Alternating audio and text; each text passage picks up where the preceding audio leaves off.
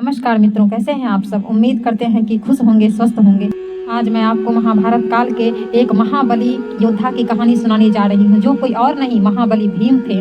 पंचमढ़ी स्थित नागद्वारी नामक स्थान महाराष्ट्र और मध्य प्रदेश राज्य में आस्था का प्रमुख केंद्र है। नागद्वारी के संबंध में कहा जाता है कि महाभारत काल में एक ही वीर योद्धा हुआ करते थे, जिन्हें 1000 हाथियों का बल था।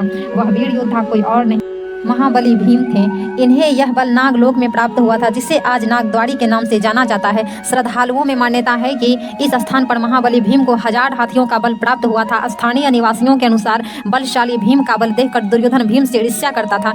एक बार उसने भीम को मारने का षड्यंत्र रचा। योजना के तहत एक दिन युधिष्ठिर के समक्ष भीम को मांग पर स्नान, भोजन एवं क्रीड़ा का प्रस्ताव रखा। इसके बाद गंगा तट पर नाना प्रकार के व्यंजन तैयार करवाए गए। स्नान के बाद जब सभी ने भोजन किया तो मौका पाकर दुर्योधन ने भीम को विषयुक्त भोजन खिला दिया। भोजन के पश्चात सभी वहीं पर सो गए। भीम को विष के प्रभाव से मूर्छा आने लगी। तभी मूर्छित भीम को दुर्योधन ने गंगा नदी में डुबो दिया। मूर्छित भीम डूबते हुए नागलोक पहुंच गए। वहां उन्हें विषधर नाग डसने लगे। विषधरों के विष के प्रभाव से भीम का खाया हुआ विष नष्ट हो गया।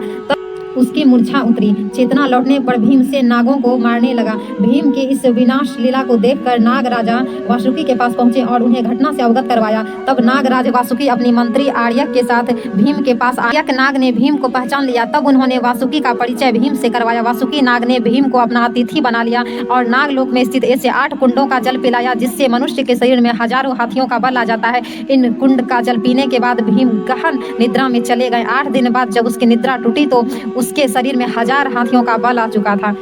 तभी से भीम महाबली महाशक्तिशाली योद्धा हो गए।